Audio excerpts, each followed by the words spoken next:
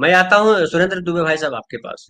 ये जो गरीबी का जिक्र कर रहे थे डॉक्टर संदीप, फुटपाथ पर लोग सोते हैं, डिवाइडर पे लोग सोते हैं और बेहद नारकीय जीवन है। ये केवल दिल्ली की घटना नहीं है संदीप भाई, ये हमारे पटना में भी है, हमारे बिहार शरीफ में भी है, हमारे बिंद गांव में भी है, हमारे बम्बई शहर में भी है, जो सबसे बड़ा शहर माना जाता है, आर्थिक राजधानी है भारत की। वहां भी ये स्थिति है। और आधी आबादी लगभग, जो आधी आबादी मतलब स्त्री नहीं, आधी आबादी लगभग जो है जैसे तैसे जीवन जीती है, उसके पास शुद्ध पानी नहीं है पीने का। ये सबसे बड़ा दुख है।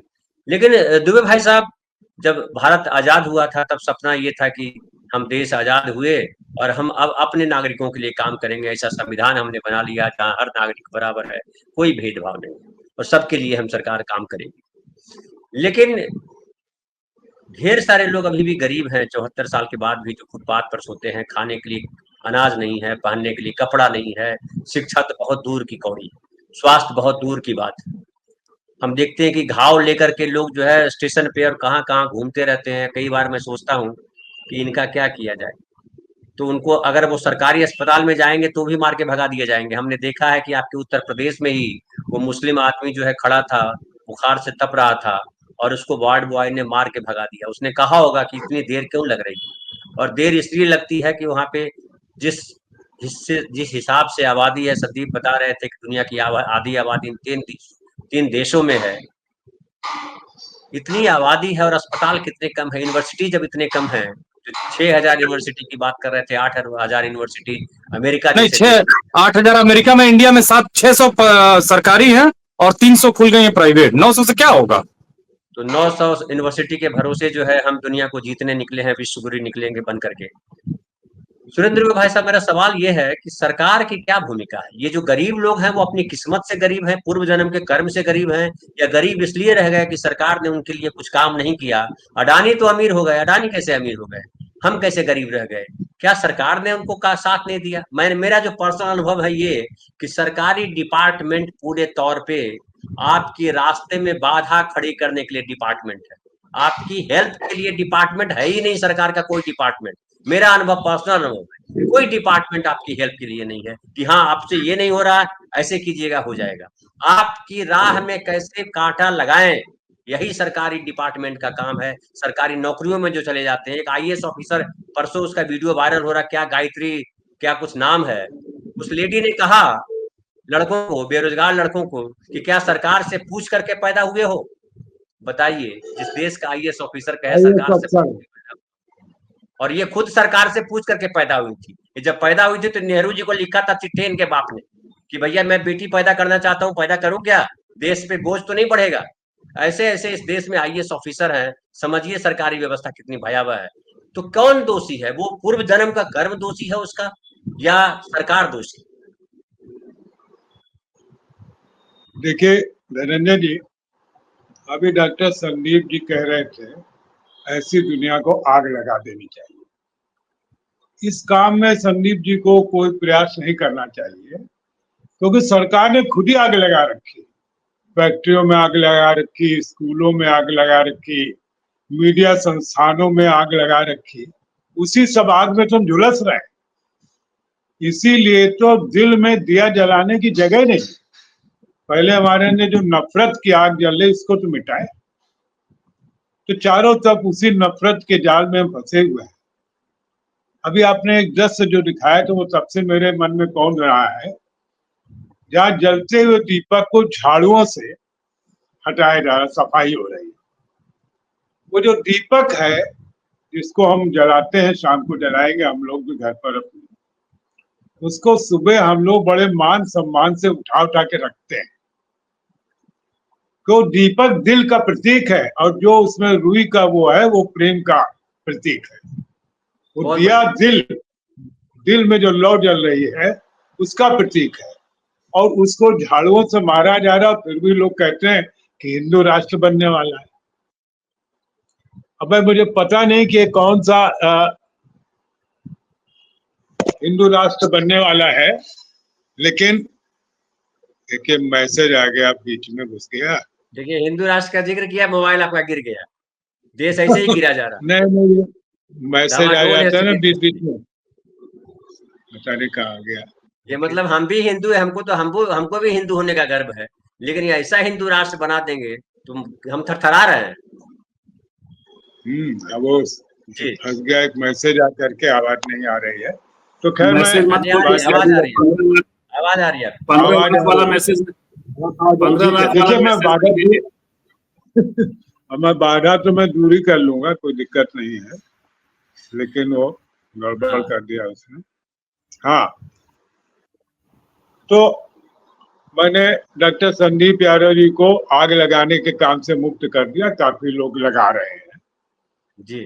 अभी जो दीपक झाड़ू से बुझाए गए कि कौन सा हिंदू राष्ट्र बनेगा, हमारे यहाँ तो इसकी कल्पना नहीं है।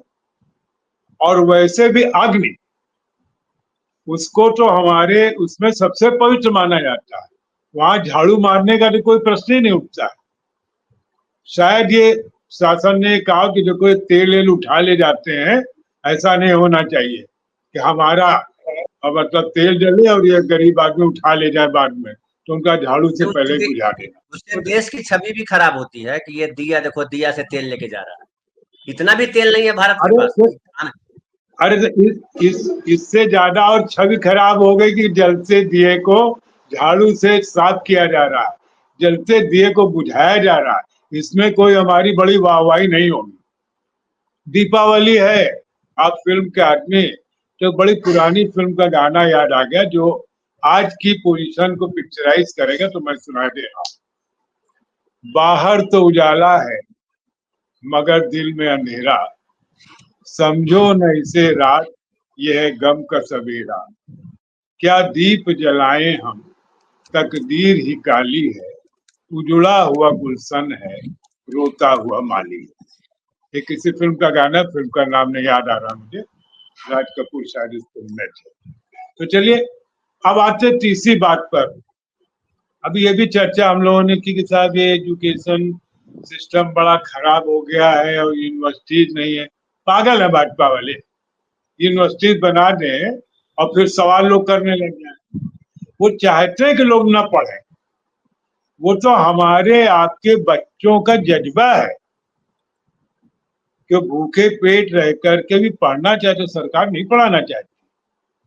इसीलिए उसने कहा कि 5 किलो अनाज देंगे, इसको खाओ, सड़क पर सो जाओ, पढ़ने के लिए स्कूल इतने, कॉलेज इतने महंगे कर देंगे। ठीक बताया संदीप यादव ने।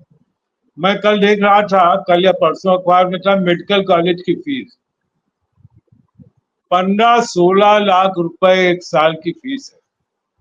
अब 5 साल में 80 लाख तो ये हो गए, मतलब करोड़ 2 करोड़ रुपए, बाकी जो लोग करोड़ 2 करोड़ रुपए खर्च करके जो बच्चा डॉक्टर बनेगा, उसको फिर आप चाहते हैं कि घुरहु और कटवारू का इलाज करेगा?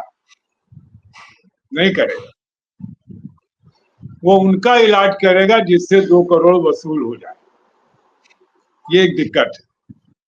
बड़ा गुजरात मॉडल की बात होती है, गुजरात मॉडल से ही एजुकेशन को प्राइवेट करने का एक राष्ट्रीय कार्यक्रम पूरे देश में काफी अरसे से चल रहा है। ऐसे ऐसे एक बार पिछले साल की बात है, कुछ कॉलेजेस स्कूलों में कुछ गड़बड़ हो गया, तो मैंने देखा कि कक्षा एक गाजियाबाद में कोई एक कॉलेज स्कूल था जिसमें कक्षा 1 के बच्चे की फीस 18,000 रुपए महीने थी, और वहां एडमिशन करा के लोग बड़ा गौरवान्वित महसूस करते। जैसे पहले लोग गौरवान्वित महसूस करते थे कि हमारा लड़का जेएनयू में पहुंच गया है, हमारा लड़का बीएचयू में पहुंच गया है, हमारा लड़का इलाहाबाद यूनिवर्सिटी में पहुंच गया, और फिर पूरे मोहल्ले भर में बाप बताता था। सस्ती शिक्षा थी और एक अच्छी शिक्षा थी। तो अब वो सरकार चाहती नहीं कि आप पढ़े लिखे, इसलिए एजुकेशन को महंगा किया जा रहा है। क्यों जीना चाहते हैं आप? इसीलिए प्राइवेट अस्पताल कर दिए, लेकिन जिंदा रहना आपको, जिंदा रहना क्योंकि आपसे वोट लेना है, इसलिए 70 साल वालों, हे बुड्ढो तुम मर रहे हो, कोशिश मत करो, हम तुम्हारे लिए 5 लाख का मुफ्त बीमा कर रहे हैं। नहीं, अच्छा लेकिन बीमा सुरेंद्र भाई साहब इसमें ये भी एक स्पष्ट कर दीजिए, सुरेंद्र भाई साहब इसमें ये भी स्पष्ट कर दीजिए कि ये जो 70 साल के ऊपर वाले जो बूढ़े हैं, वो बीपीएल कार्ड वाले हैं। सारे बूढ़ों को वो छूट नहीं है, आयुष्मान कार्ड आपका बनेगा ही नहीं बिना उसके। ये भी समझ लीजिए जी। वो देखिए, वो मैंने आज सुबह सुबह पढ़ा, तो मैं ट्राई करके बताऊंगा कि मेरा बन रहा कि नहीं बन रहा। हाँ, उस पर बताइएगा, बाद में बिल्कुल सही। मैं जी, व्यवहारिक जगत पर बात करता हूँ। लेकिन जी, आप देखिए कि वो सरकारी अस्पताल इसलिए नहीं चला रहे कि वो आपको स्वस्थ देखना चाहते। सरकारी अस्पताल चल रहे कि अगर मतदाता मर ही जाएगा तो वोट कौन देगा? अब वोट नहीं देगा तो हमारी सरकार कैसे चलेगी? हाँ, पढ़ने लिखने नहीं देंगे, तुम मूर्ख रखेंगे। कभी वो क्या ले आए थे संसद में, जो डंडा सा था, सिंगलोर क्या था उसका नाम? सेंगोल, सेंगोल, हाँ, सिंगोर राजदंड। ले आए, राजदंड। अभी आप कह रहे हैं कि आपने एक बड़ी अच्छी बात कही कि हमारे जो सरकारी ऑफिस है लूट के केंद्र है। आप सरकार को एक जमींदार समझिए। जमींदार के पास कुछ लठैत होते हैं, वो जब इलाके में निकलता है तो सबसे वसूली करता घूमता। चार लठौत खड़े रहते हैं, 2 लात मारते हैं उसके और कहते हैं मालिक से मुंह लड़ा रहे हो। यही अंदाज होता था। और ये हमने सबने गांव में देखा, और हमने और सैनी साहब ने निश्चित देखा। और आप लोग भी अभी इतने यंग नहीं कि आपने ना देखा हो, आपने भी थोड़ा बहुत देखा होगा, क्योंकि हम लोगों ने उसके रिवर्स रूप को देखा है कि जो गांव का जमींदार होता था, 4 लठैत लेके निकलता था और जिसके हाथ से जो चाहता उठा लेता था। वैसे ये सरकारी ऑफिस उसी के लिए खोले गए हैं कि हे लठैतों, ये जो जनता आ रही है इसका शोषण तुमको करना, हमको सत्ता में रहना है। अब एक बात जो बहुत महत्वपूर्ण है हमारे लिए, और जो शायद सारी बातों का निदान है। देखिए, हमारी जो जनता है, जो मतदाता है, वो अपनी समस्याओं में इतना उलझ गया है कि वो उसको ये समझ ही नहीं आ रहा कि कहाँ वो लूट रहा है, कहाँ वो अधिकारों से वंचित किया जा रहा है। वो सुबह से शाम तक एक मशीन की तरह दौड़ रहा है और वो समझ ही नहीं पाता कि हमको किस पार्टी को वोट देना है, किसको आगे बढ़ाना है जो हमारा भविष्य बना सके। हम उनको पूरी वो नहीं देते। और हमारे नेतागण भी, चाहे कांग्रेस हो, जनता दल हो, अखिलेश यादव हो, सब कुल मिलाकर के चरित्र एक ही है। कोई घटिया बिल्कुल नेता है, कोई अच्छा है, किसी में थोड़ी बहुत संवेदना है। लेकिन हमारे साथ पास देखिए कोई चारा तो है नहीं। हमें जो भी घटिया लोग हैं उन्हीं माल में से कोई अच्छा, बेस्ट आउट ऑफ वर्स्ट तलाश कर देश को आगे बढ़ाते रहना है। तो मुझे लगता है इस देश की जनता को भी आज दीपावली के दिन अपने मनों में, अपनी मन स्थिति में दीप जलाकर कायदे से देखना चाहिए कि उनका भविष्य किस बात में है और वो सरकार कौन सी सरकार है जो उनके जीवन में प्रकाश भर सकती है।